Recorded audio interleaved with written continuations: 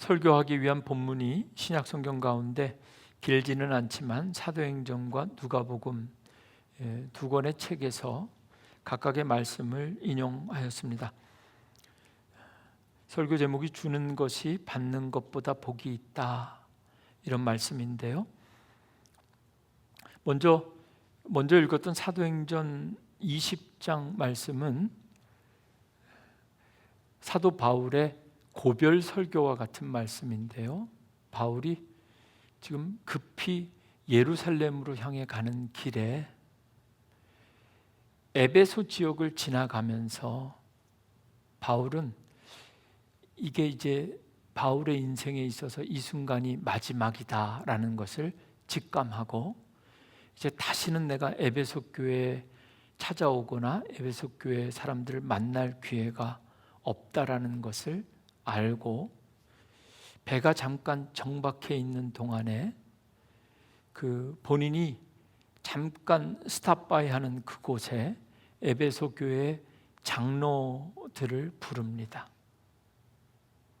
이 당시 교회 장로들은 교회에서 말씀을 가르치는 그런 사명과 역할을 감당하던 분들이에요.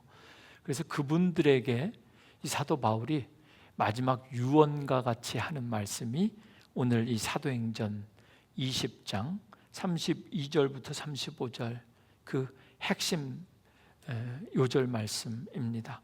32절 말씀을 보시면요, 지금, 이 지금이라는 게 제가 지금 설명드린 지금, 이 긴박한 순간 잠깐 만나지만 다시 볼 수 없는 교회와 성도들, 그들에게, 그 교회 리더들에게 지금 32절 말씀 한번 보여주시죠. 지금 내가 바울이 여러분을, 에베소 교회 장로님들을 주와 및 그 은혜의 말씀에 부탁하노니, 이게 참 표현이 귀합니다. 장로님들에게 은혜의 말씀을 부탁하는 것이 아니라 거꾸로입니다. 은혜의 말씀에 이 사람들을 부탁한다, 이렇게 표현하고 있기 때문에 세번역 성경으로 읽으면 나는 이제 하나님과 그 은혜로운 말씀에 여러분을 맡깁니다, 이렇게 표현하고 있습니다. 은혜로운 말씀, 그 말씀이 여러분을 능히 든든히 세우사 거룩하게 하심을 입은 모든 자 가운데 기업이 있게 하시리라. 저는 이 말씀 32절 말씀을 읽으면서 두 가지 교회의 모습을 봅니다. 그 말씀이 여러분을, 그 말씀은 이미 언급된 은혜의 말씀, 은혜의 말씀에 여러분들을 부탁한다 했기 때문에 은혜의 말씀이 능히 든든히 세운다, 능히 든든히 세운다, 이것은 건축적인 표현입니다. 교회를 세운다는 거죠. 말씀이 여러분을 교회로 세운다. 현재 에베소 교회의 모습을 보여주는 장면이고요. 그리고 그렇게 세우사 거룩하게 하심을 입은 모든 자 가운데 기업이 있게 하신다. 이 기업은 클레로노미안 인헤리턴스입니다. 장차 천국에서 얻게 될 궁극적인 완성된 구원, 영원한 상급을 의미합니다. 지금 우리가 예배하는 이 교회, 현재적인 교회라면 우리가 구원의 완성을 이루고 마지막에 누리게 될 그 천국의, 천상의 교회의 모습을 이 본문을 통해서 볼 수가 있습니다. 사도 바울이 마지막으로 에베소 교회 리더들, 장로들에게 은혜의 말씀에 여러분들을 맡긴다. 여러분, 오늘뿐만 아니라 우리들에게도 늘 필요한 것이 은혜의 말씀인 줄로 믿습니다. 바라기는 여러분들이 주일에 예배드릴 때마다 우리에게 주시는 하나님의 말씀이 여러분에게 은혜의 말씀이 되기를 원합니다. 그리고 이 말씀이 성도를 세우고, 그리고 여러분들의 가정을 세우고, 그리고 지금 우리가 예배하는 우리 교회를 세우고, 그리고 이 말씀이, 오늘 주시는 이 말씀이 오늘 우리 교회와 가정을 세우는 것뿐만 아니라 앞으로 우리가 가게 될 영원한 기업, 천국으로 우리를 인도하는 능력 있는 말씀 될 수 있기를 주님의 이름으로 축원합니다. 아멘. 이제 이어지는 33절부터 짧은 말씀이지만 사도 바울이 어떠한 이야기를 하고 있는지 마지막 권면의 말씀의 내용을 설명해 드리려고 하는데요. 지금 사도 바울은 먼저 모든 사역자들에게 이런 현대 사역자들도 이런 고민이 있을 텐데요. 에베소 교회 교인들 가운데 사도 바울을 의심하고 비난하고 막 헐뜯는 사람들이 있었던 것 같아요. 지금 특별히 학자들은 그것을 어떻게 추측하냐면 지금 바울이 예루살렘 교회로 6월절 전에 도착해야 되기 때문에 지금 최대한 쇼컷으로 빠른 방법으로 가야 되는데 그 짧은 시간에 잠깐 에베소에 들렸을 때 항구에서 만났는데 바울이 제일 먼저 이 얘기를 하는 거 보면 바울도 이게 엄청 신경이 쓰였던 것 같아요. 그게 뭐냐면 예루살렘 에베소 교회 성도들 가운데 지금 바울이 예루살렘 교회에 가는 길에 그 교회에 가는 성도들을 위해서 구제 헌금, 선교 헌금을 모아가지고 지금 바울이 가는 길이거든요. 그러니까 헌금을 모았는데 에베소 교회 성도들 가운데 그 모아진 헌금을 바울이 정말 제대로 전달하는 것인가? 그리고 그것을 바울이 경비로 다 쓰는 건 아닌가?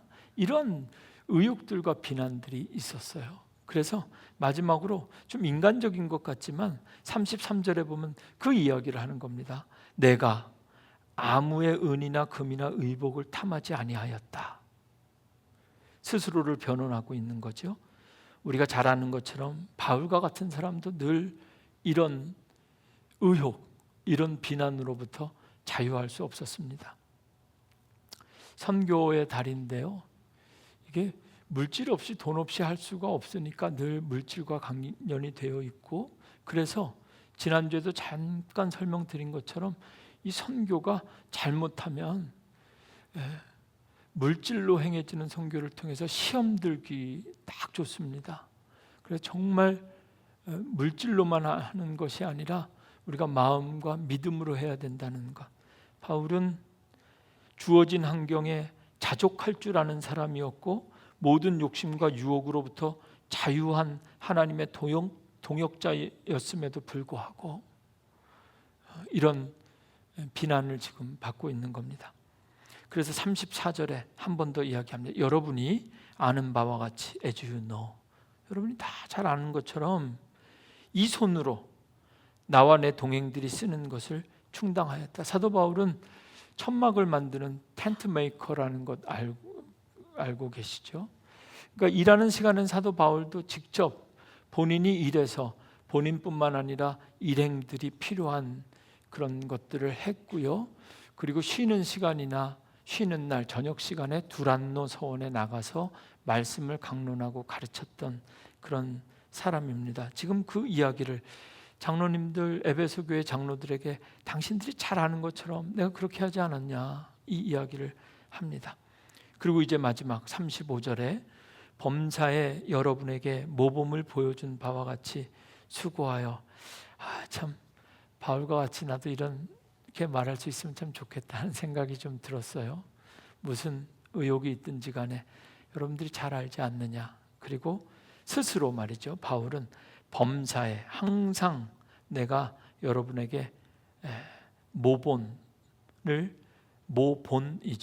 set an example, 내가 본을 보여준 바와 같이 수고하여 약한 사람들을 돕고, 그리고 이제부터 중요합니다. 또 주 예수께서 친히 말씀하신 바 주는 것이 받는 것보다 복이 있다 하심을 기억하여야 할지니라. 오늘 설교 제목은 사실 어떻게 자세히 길게 설명해야 될지 모르겠는데 설교 제목은 이 35절 말씀 여기에서 인용하였습니다. 주는 것이 받는 것보다 복이 있다. 그런데 이 말씀이 바울의 말이 아니라 바울이 에베소 교회, 지금 이 항구에 바울을 잠깐 마지막으로 보러 나온 이 장로들에게 바울이 하는 말인데 바울의 말이 아니라 예수님께서 하신 말씀을 바울이 전하고 있는 거죠. 선교의 달 설교를 준비하면서 영상도 참 많이 보고요.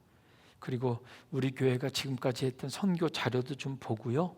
심지어 지난주에는 불어권 선교대 평가 설문지도 보고요. 다양한 볼 수 있는 것들을 많이 보면서 선교에 대한 생각도 정리하고 계획도 하는 것뿐만 아니라 말씀도 준비하고 묵상하고 있는데요.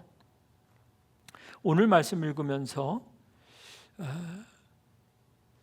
파라과이든 아르헨티나이든 아시아에 있는 아이국이든 카나사타케든 어느 지역이든지 지역과 상황에 상관없이 모든 지역에 적용할 수 있는 말씀, 선교의 원리에 대한 답을 찾을 수 있었습니다. 주는 것이 받는 것보다 행복한 것, 그것이 선교라는 믿음입니다. 로제타 홀, 그 화상당한 조선인의 그 화상당한 피부를 치료하기 위해서 본인의 살을 직접 뜯어서 치료했다라는 것은 아마도 직접 만나본 적은 없지만 그 로제타 홀에게도 주는 것이 받는 것보다 더 귀하고 행복하다라는 것을 몸으로 보여준 것이겠죠. 특별히 7월과 달리 8월은 선교의 달 선교를 준비하면서 예수의 이름을 부르며 예배를 시작하고 예수의 이름을 부르는 것 자체가 선교임을 믿기 때문에 말씀 중에서도 성경 여러 가지 기록 가운데 예수님께서 직접 하신 그 말씀들을 좀 귀담아 보려고 노력하고 있습니다. 주는 것이 받는 것보다 복이 있다. 다시 한번 이 마지막에 보면 주 예수께서 친히 말씀하신 바 주는 것이 받는 것보다 복이 있다 하심을 기억하여라. 여러분, 에베소 교회의 장로들뿐만 아니라 오늘 선교의 달, 8월 선교의 달, 그리고 카나사타케 9월 아르헨티나와 카나사타케 선교를 준비하고 있는 우리도 기억해야 될 말씀, 주는 것이 받는 것보다 복이 있다. 이 말씀을 오늘부터 시작하는 한 주, 이 새로운 한 주를 위해서 저와 여러분이 꼭 기억하셨으면 좋겠습니다. 주는 것이 받는 것보다 복이 있다. 네. 사실은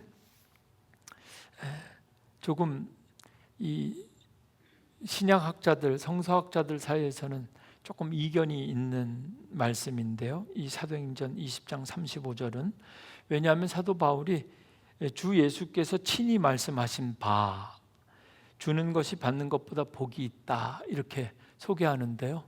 신약 성경 어디에도 예수님께서 이 말씀을 하신 부분을 찾을 수가 없어요.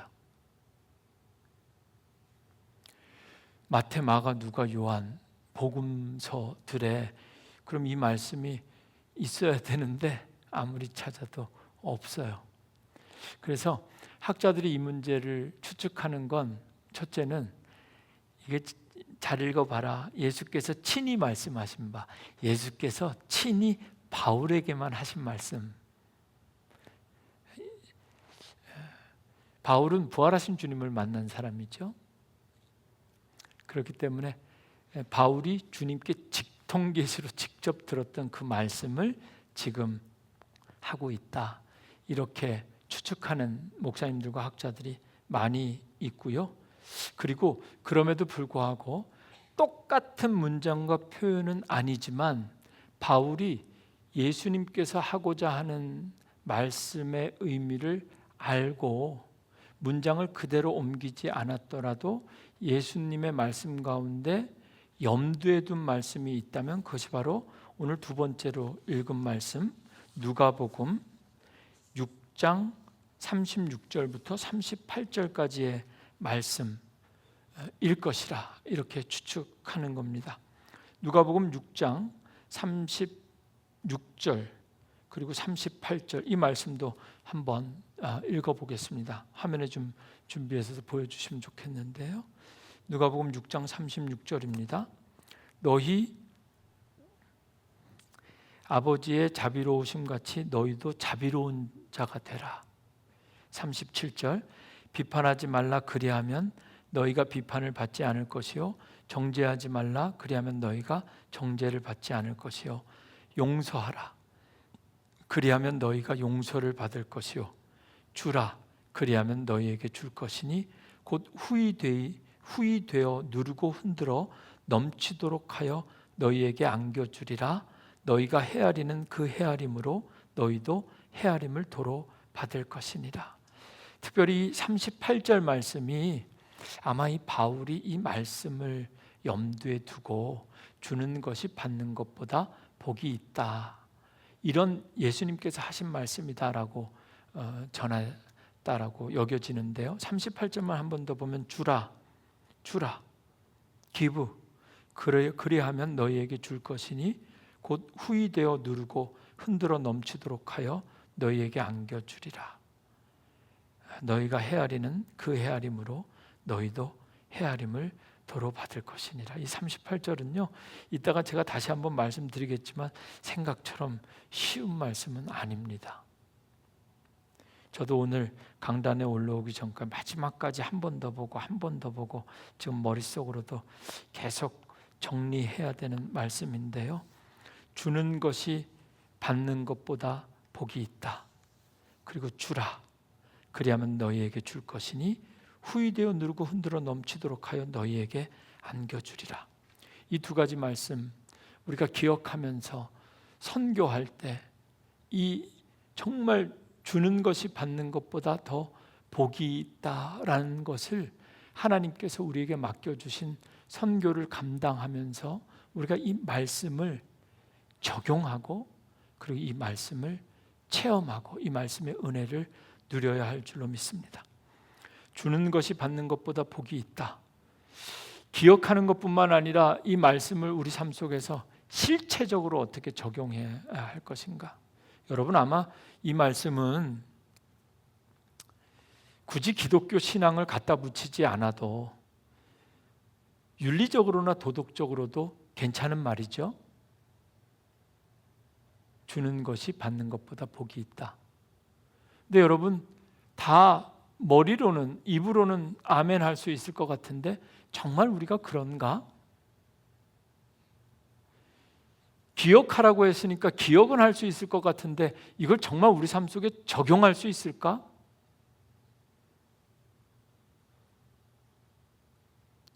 이 말씀을 붙잡고 설교해야 되는 저에게 가장 큰 고민은 실체적인 적용입니다. 어떻게 이 말씀을 적용할 것인가? 적용하기 위해서 우리가 먼저 인식해야 될 것이 있는데요. 첫 번째는요. 인간은 소유에 대한 욕구가 엄청납니다. 인간이 가진 소유에 대한 욕구는요. 저와 여러분 우리 모두의 상상을 초월합니다. 무섭습니다. 그런데 신앙적으로 그리고 신학적으로 이 소유에 대한 인간이 가진 소유에 대한 욕구는 타락한 인간의 본능이라는 것을 기억하셔야 됩니다. 어쩌면 우리 인간은 태어날 때부터 받는 것이 주는 것보다 행복하게 태어납니다. 아무 죄 없이 태어나는 어린아이들 같은데 말이죠.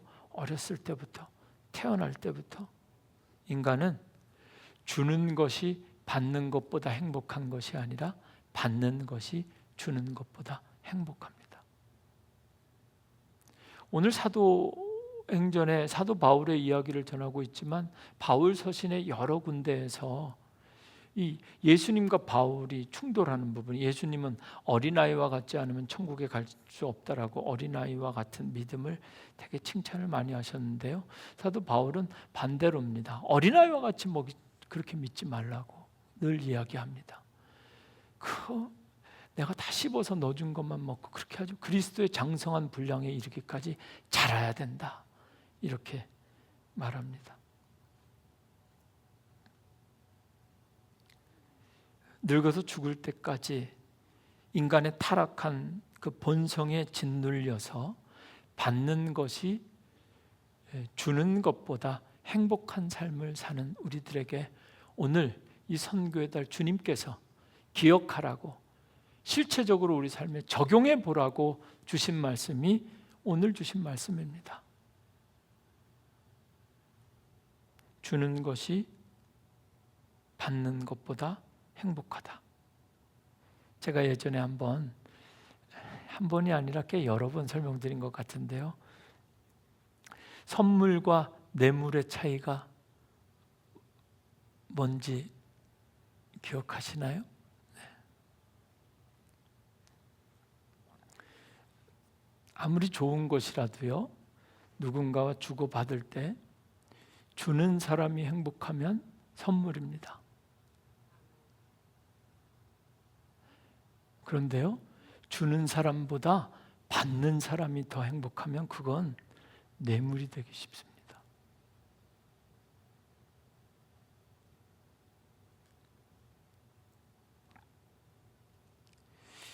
카나사타케 선교 주보의 교회 소식할 때 말할까 하다가 말 못했는데, 지난주에는 없었는데 우리 선교팀이 카나사타케 원주민 마을에 펜타코스탈 교회를 방문하고 왔고, 그 교회에서 지금 급히 필요한 것, 바닥 공사를 우리가 지금 하면서 교회를 좀 다시 한번, 하나님께서 이미 세우는 교회를 좀 살려보려고 합니다.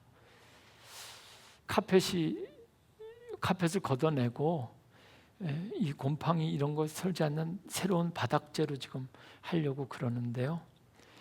지난주에 갔다 오신 분이 다 재가지고 와서 봤더니 900 스퀘어핏 정도 된다고. 이번 주에는 아마 여기에 깔 자재를 정하고 비용을 정하는데요. 대략 자재와 뭐 부품 이런 거 다 하면 한 6,000불 정도는 예산이 있어야 될 것 같아요. 지난주에 오병이어 기적을 통해서 말씀드린 것처럼 빌립처럼 계산해 보니까 200데나리온처럼 계산해 보니까 한 자재값 4,000불에 이것저것 다 하면 한 총, 제 생각으로는 정확하게 이스티메이트 한 건 아니지만 이 카나사타케 선교에 한 6,000불 정도가 필요한 것 같아요. 이것을 어떻게, 이 예산을 어떻게 준비할까? 이제 우리가 가진 물고기 2, 떡 5개도 확인해 봐야 될 것 같은데요. 이 일을 하면서 우리 선교부장님이랑 여러 가지 이제 계획들을 준비하고 지혜를 모으고 있습니다. 우리가 정말 주는 것이 받는 것보다 행복한지 한번 좀 해봐야 될 것 같아요. 그 가운데 하나가 생각만 하고 아직도 실천을 못했는데요. 우리 성도들 가정에 사용하지 않는 것, 가정에, 여러분 미니멀 라이프를 위해서 가정에 갖고 있는 여러 가지 용품들, 옷들, 뭐 명품들 가운데 사용하지 않는 것 다 모아가지고 무료로 기증받아서 이렇게 마켓처럼 해서 펀드를 해볼까, 이런 생각만 하고 못했어요. 왜냐하면 미국에서 제가 한번 해봤다가 큰 코 다친 적이 있어서 감히 엄두를 못 내겠더라고요. 실패는 사람을 이렇게 무섭게 합니다. 미국에서 목회할 때 그 바저회를 한번 했습니다. 집에서 사용하지 않는 것 다 가지고 오시라고 해서 했는데요. 분명히 제가 말할 때는 사용하지 않는 것 가져오라고 그랬는데 나중에 가져온 거 보니까 사용하지 못할 것들을 많이 가져오셔서 끝나고 나서 그 엄청난 거를 처리하는 게 너무 힘들었어요.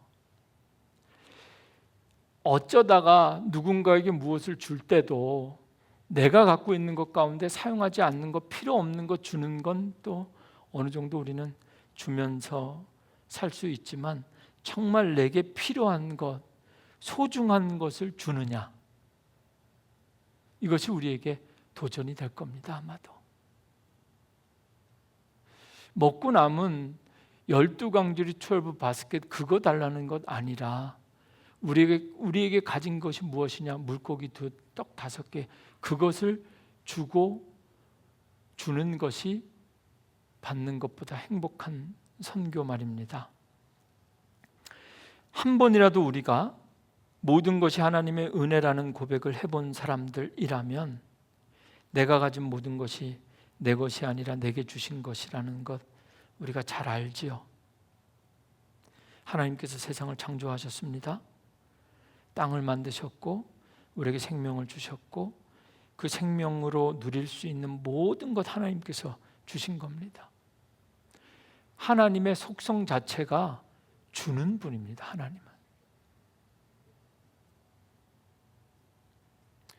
우리가 죄짓고 멸망한 가운데 있을 때 하나님께서 우리에게 주신 최고의 선물이 예수 그리스도시죠. 주신 겁니다.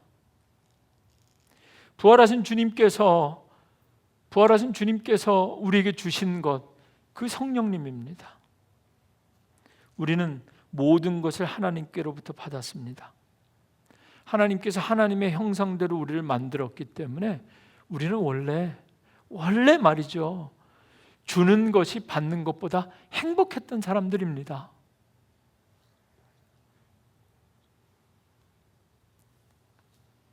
아마 여러분들 마음속에 제가 여러 가지 자료를 보니까 사람이 이 주는 것이 받는 것보다 행복하다는 것을 실질적으로 경험하지 못하는 여러 가지 불안과 두려움들이 있다 그래요. 우리에게는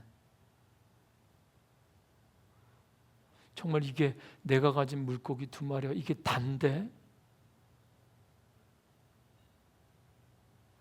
이거 마지막으로 밀가루 반죽 떡해서 내 싱글맘 내 아들과 먹고 죽을 건데 이거 선지자가 달라 그러면 이게 단데 이런 두려움이 이 두려움이 현실적이고 되게 중요한 것 같지만 여러분 우리는 하나님의 형상대로 만들어졌고 모든 것 하나님께서 주셨기 때문에 사실 우리 안에 타락한 인간의 본능만 없다면 우리는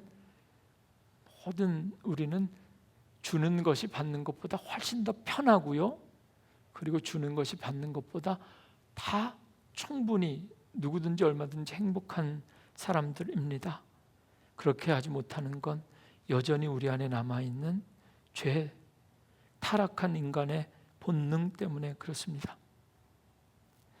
하나님께서 우리에게 맡겨주신 선교, 그 선교에 동참하며 하나님의 동역자로서 한 번쯤 여러분들 마음속에 생긴 두려움이 무엇이든지 간에 그것과 전면으로 싸우면서 내 인생도 주는 것이 받는 것보다 복된 인생으로 만들어야 되겠다.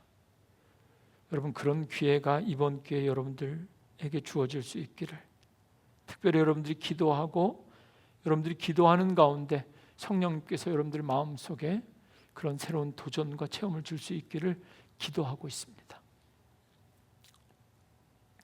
두 번째 우리가 또 생각해야 될 것이 있는데요. 아까 우리 누가복음 6장 38절 말씀 잘 읽으면요. 이게 되게 끝까지 읽어야 되는데 사람들이 중간쯤 읽다가 말씀을 포기하면 어떤 말씀에 대한 오해가 되는지 이 38절이 아주 좋은 샘플입니다. 주라 그리하면 너희에게 줄 것이니 곧 후히되어 누르고 흔들어 넘치도록 하여 너희에게 안겨주리라. 이걸 딱 읽는데 갑자기 한국 속담이 생각났어요. 되로 주고 말로 받는다. 그래가지고 인터넷에서 제가 찾아봤어요. 되가 얼마인지. 이게 곡물을 이렇게 교환할 때 하는 방식인데요. 요즘 치수로 하면 되는 1.8리터랍니다. 그리고 말은 거의 10배, 18리터인 거예요. 그러니까 모든 give and take라고 하잖아요. 이 38절 말씀을 은혜스럽게 읽고 아멘하면 이렇게 돼요. 주라. 예수님께서 하지만 주라. 주는 것이 행복한 이유가 뭐냐면 주라. 그러면 네가 되로 준 만큼 내가 너에게 말로 주겠다. 선교를 열심히 하고 나중에 우리가 그렇게 준 만큼 주님께서 막 우리의 잔고를 막 10배로 채워주신다면 누가 안 주겠습니까? 여기까지 읽어서 되는 말씀이 아니라 그 다음 문장이 되게 중요한 것 같아요. 너희가, 이게 영어로 읽으면 좀 더 매죠. 좀 명확한데요. 한국말로는 되게 애매하니까 헤아림이라는 말로 번역한 것 같아요. 너희가 헤아리는 그 헤아림으로 너희도 헤아림을 도로 받을 것이니라. 그러니까 되로 주고 말로 받는 개념이 아니라 주라. 너희가 헤아리는 그 헤아림, 얼마나 줄까? 얼만큼 줘야 행복할까? 그 계산해서 준 그만큼 너희도 그렇게 그 헤아림을 그대로 도로 받을 것이다. 이렇게 이야기하고 있습니다. 물론 주는 것이 행복한 이유는 우리가 줄 때 주지 못하는 인간의 타락한 본성에 대해서 이미 지적하였고, 두 번째 제가 지금 드리는 말씀은 무언가 줄 때 정말 행복하려면 그거에 대한 보상, 대가에 대한 시험을 이겨야 됩니다. 그게 안 되면 뇌물이 되는 겁니다. 하나님 앞에 헌금할 때도 뇌물이 되는 겁니다. 헌금 기도가 저는 제일 어려워요. 다른 교회 영상 보면 저는 좀 여러분들이 볼 때는 어떻게 생각할지 모르지만 다른 교회 주일 예배 영상 볼 때 저는 다른 교회 목사님들이 헌금 기도를 어떻게 하는지를 관심 있게 봅니다. 왜냐하면 저는 헌금 기도가 너무 어려워요. 대로 주고 말로 받으려고 하는 것 아닌가? 보상에 대한 시험을 이기지 못하기 때문에.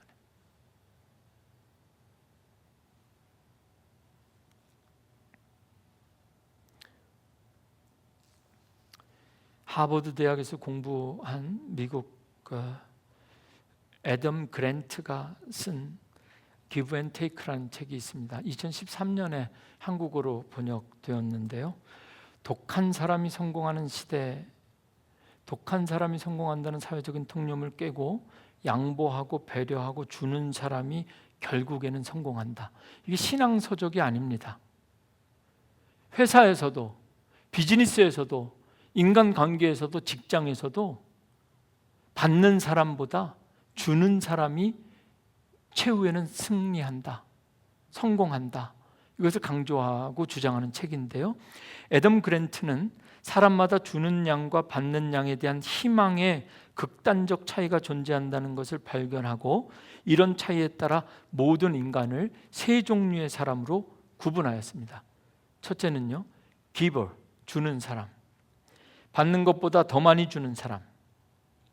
이 give and take라는 용어 우리가 자주 쓰는데, 모든 인간은 주기만 하면서 살 수는 없죠. 받기만 하면서 살 수도 없습니다. 우리 인간의 상호작용은 주고받는 give and take이죠. 그런데 그 양과 희망이 서로 다르기 때문에 이 애덤 그랜트는 모든 유형의 사람들, 특히 비즈니스 영역에서 어떻게 사람들을 구분했냐면, 첫째, 기버, 주는 사람. 둘째, 테이커, 주는 것보다 더 많이 받기를 원하는 사람. 줄 때마다 받기를 기대하며 때론 주는 것조차도 더 많이 받기 위해서 주는 동기 행동들을 가진 사람들을 테이커라고 했고요. 세 번째 사람이 좀 관심 있는데요. 매칭한다는 거죠. 매처. 기버, 테이커, 매처. 받은 만큼 되돌려주는 사람.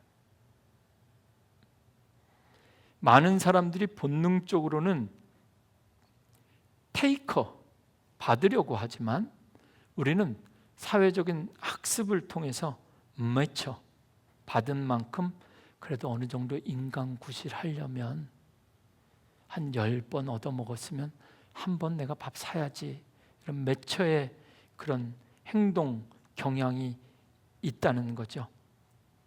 애덤 그랜트는 이 책에서 겉으로 보기에 가장 많은 유형인 매처로 보이는 사람들의 성향을 정확하게 기버 또는 테이커로 구분하는 4가지 목록을 정리하였는데요. 받는 것보다 주는 것을 더 좋아하는 사람들에게 나타나는 4가지 가치 입니다. 첫째는요, 타인의 행복을 고려하는 것, 유익한가. 둘째는요, 신뢰할 수 있는가, 책임이 있는가. 세 번째는요, 사회적인 약자를 보살피는 것, 사회적인 정의에 대한 문제. 그리고 마지막으로 엠파시, 동정심, 타인이 겪는 어려움에 내가 반응하는가. 피리를 불어도 춤추지 않는 시대에 내가 지금 세상에서 일어나고 있는 일들에 내가 반응하고 있는가. 어떤 사람은 누군가에게 호의를 베풀 때마다 항상 대가를 받으려고 합니다. 그 책의 마지막에 나오는 부분이에요. 어떤 사람은 누군가에게 호의를 베풀 때마다 항상 대가를 받으려고 한다. 또 어떤 사람은 누군가에게 호의를 베풀 때마다 항상 뭔가를 되돌려 받으려고 하지는 않지만 자신이 베푼 것을 절대 잊지 않고 빚을 떠안겼다고 생각하는 사람이 있다. 그런데 마지막, 그러나 어떤 사람, 저는 이 마지막 사람이 오늘 제가 하려고 했던 설교 주제와 맞는 것 같아요. 그러나 마지막, 아예 누군가에게 호의를 베풀 때마다 그것 자체를 잊어버리는 사람이 있다. 그들은 포도를 맺는 나무처럼 남을 도와준 다음 아무것도 되돌려 받으려 하지 않으며 곧바로 또다시 누군가 다른 사람을 또 도울 일을 시작한다. 우리 모두 그런 사람이 되어야 한다. 주는 것이 받는 것보다 복이 있다는 말씀을 우리 삶 속에 제대로 적용하고 체험하기 위해서는요, 우리 안에 죄악된 본성과 싸워서 이기고 하나님의 형상을 회복해야 됩니다. 그리고 그 본성에서부터 나오는 보상에 대한 심리, 시험을 이겨야 됩니다. 선교적 사명을 감당하면서 때로는 하나님께 받을 칭찬을 기대하는 것조차 어쩌면 보상에 대한 시험이 될까 저는 두렵습니다. 주는 것이 받는 것보다 복이 있다는 말씀대로 살기 위해서 주고 나서 내가 무엇인가를 주었다는 것 자체조차도 빨리 잊어버릴 수 있는 은혜가 있기를 기대하는 것이죠. 그러면서 우리가 또 하나 기억해야 될 것, 꼭 여러분들에게 드리고 싶은, 주는 것이 받는 것보다 복이 있는 삶을 살 때 우리가 기억해야 될 것이 몇 가지 더 있는데요. 첫째는요, 무엇을 어떻게 줄 것인가 여러분 혹시 고민하신다면 여러분들이 가진 것 가운데 작은 것부터 나누고 베풀 수 있는 훈련을 시작해야 됩니다. 주는 것이 받는 것보다 복이 있다고 하니까 오토매티컬리 물질적인 생각과 사고를 먼저 하시는 분들이 있는데요. 그렇게 하시면 안 됩니다. 칭찬, 격려, 작은 것이라도 가정에서부터, 부부 사이에서부터 우리가 가진 작은 말과 친절한 미소 하나도 받는 것보다 주는 것이 훨씬 더 복되다. 작은 것, 대개 아까 제가 말씀드린 그 두려움이라는 것이 이 물고기와 떡 5개가 내가 가진 전부이기 때문에 내놓지 못하고 주지 못하는 것도 있지만요, 더 큰 것은 교만인데요. 이것 갖고 뭐 2명이나 먹일 수 있을까? 이렇게 무시하는 마음이 우리에게 있습니다. 이 작은 걸로 할 수 있을까? 주는 것이 받는 것보다 복이 있는 삶을 살려면 작은 것부터 말 한마디, 표정 하나, 미소 하나부터 내가 받는 것보다 주는 것이 복이 있다는 것을 실천해야 됩니다. 가장 작은 것 말씀드렸으니까 이번엔 가장 큰 것 말씀드릴게요. 우리가 주는 것보다 받는 것이 복이 있는 삶을 살 때 가장 줄 수 있는 가장 큰 것은 복음입니다. 복음. 우리가 줄 수 있는 것 중에 가장 귀한 것, 복된 것은 복음입니다. 복음을 주는 사람이 받는 사람보다 훨씬 더 복이 됩니다. 복음 어렵게 생각하지 마십시오. 예수 그리스도의 이름이 복음입니다. 십자가가 복음입니다. 누구든지 전할 수 있고 전해야 하는 것. 안 해서 그렇지.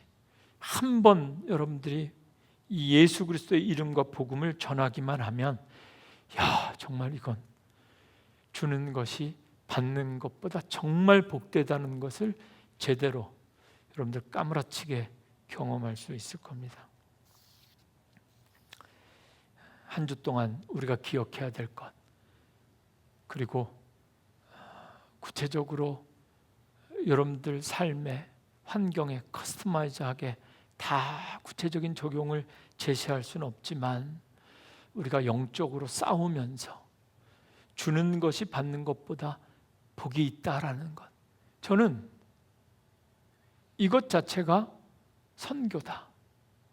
굳이 어느 해외나 이런 거 하는 게 아니라 우리가 지금부터 모든 그리스도인들이 우리 삶의 모든 영역에서 선교적인 삶을 살 수 있는 것, 미셔널 크리스천, 미셔널 처치가 될 수 있는 것, 우리 삶의 방식을 받는 것보다 주는 것이 훨씬 더 복이 있다라는 삶의 방식으로 바꿀 때 우리는 어디에 있든지 무엇을 하든지 그것 자체가 선교다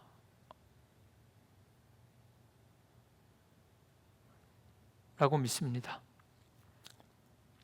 마지막으로 주는 것이 받는 것보다 복이 있는 사람들에게 약속하신 참 기쁨과 행복이 있습니다.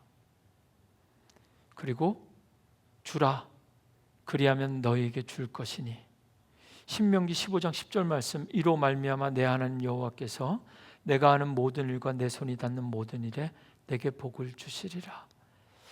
참 기쁨과 마르지 않는 풍성한 영원한 삶의 축복은 받는 것보다 주는 사람들, 주는 기쁨을 누리는 사람들에게 약속하신 하나님의 은혜와 축복이라고 믿습니다. 선교를 통해서 주는 것이 받는 것보다 복이 있다는 말씀을 제대로 실천하고 체험하는 교회가 되기를 기도하고 있습니다. 한 분도 빠짐없이 이 말씀을 여러분들의 삶 속에 적용하고 체험할 수 있기를 기도합니다. 주는 것이 받는 것보다 복이 있다는 말씀을 그대로 믿고 참된 기쁨과 행복을 누리십시오.